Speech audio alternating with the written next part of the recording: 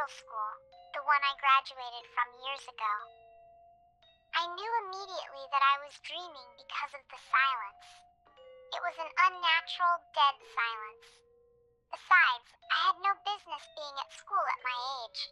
It was eerie, but seeing those green linoleum corridors and hearing the floorboards creak under my feet felt almost nostalgic. As I wandered, I found myself at the restroom at the end of the hall. Ha, nostalgia, I whispered. Back in my school days, I had a nervous stomach.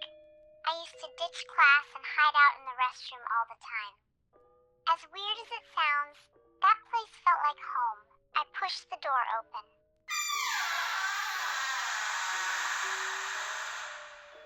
It was just as dingy as I remembered. Like a magnet, I was pulled toward one of the stalls. I slumped down onto the toilet. Wait, why am I even doing this? Only then did the strangeness of my behavior sink in.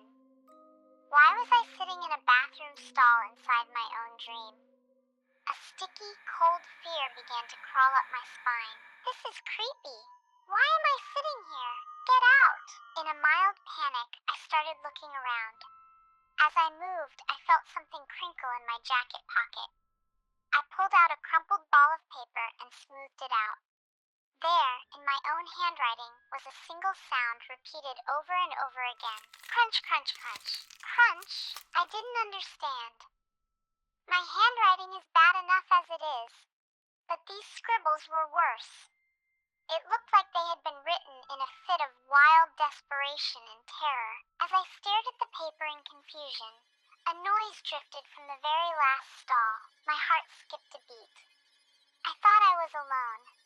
The sound was rhythmic, intermittent. I held my breath and listened.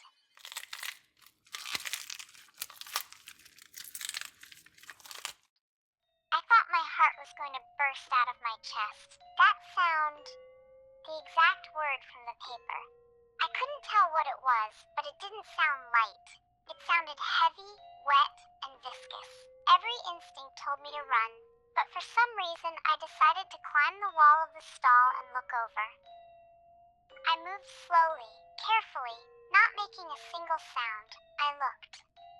The noise was coming from 2 stalls over, so I couldn't see everything. But I saw her. A girl. Black hair. A bob cut. She looked exactly like Hanako-san, just like the stories say.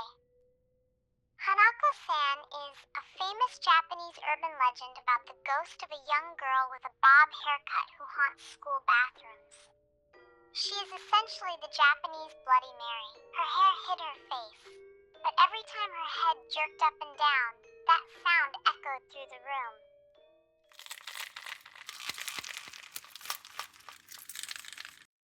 Driven by a sudden, inexplicable surge of courage, I leaned out further, and then I saw it. The girl was eating a human head. She was crunching through the skull. I screamed. I didn't care about being quiet anymore. She was going to kill me. I kicked the stall door open and bolted. My legs tangled, and I crashed into the urinals, but I didn't feel a thing. I looked back and saw the door of the far stall slowly beginning to creak open. Crap, crap, crap. Run, I sprinted. I burst out of the restroom and flew toward the stairs. This was my school. I knew the layout by heart.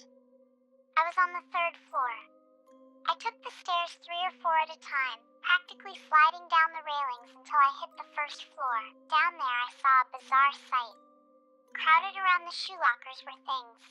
A one-legged boy, a girl in a kimono, and other twisted creatures. Yokai. Yokai is a broad class of supernatural entities, spirits, and demons in Japanese folklore.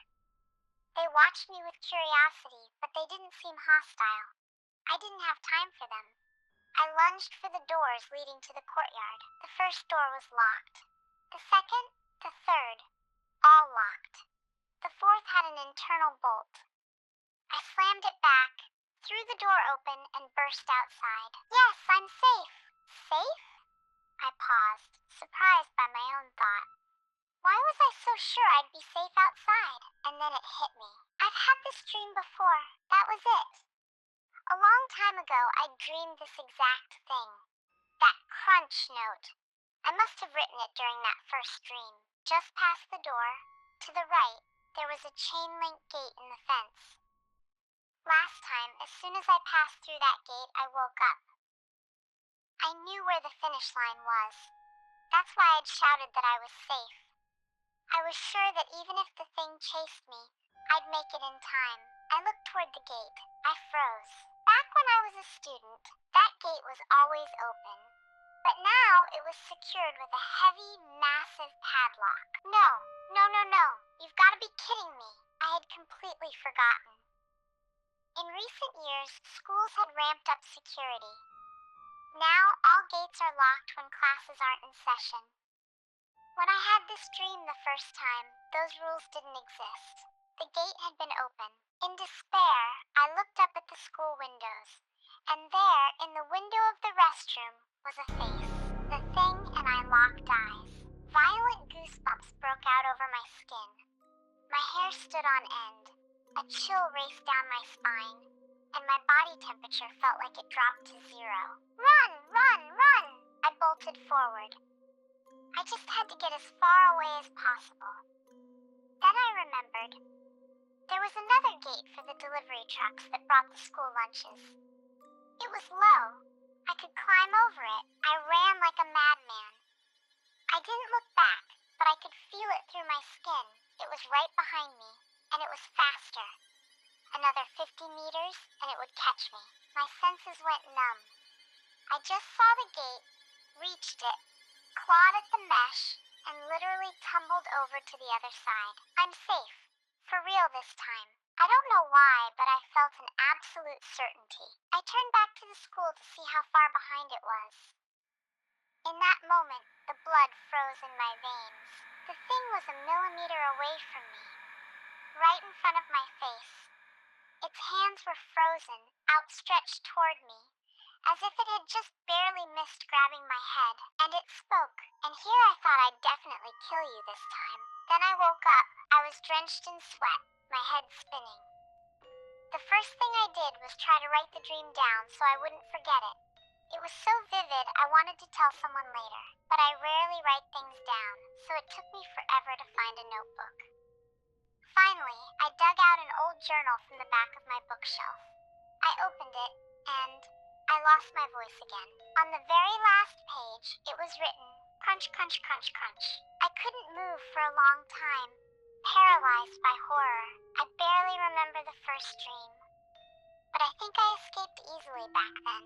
The second dream is what I just told you. But the third, the mere thought of it makes me shake. To be honest, if I have this dream again, I'm not sure I'll be able to run away.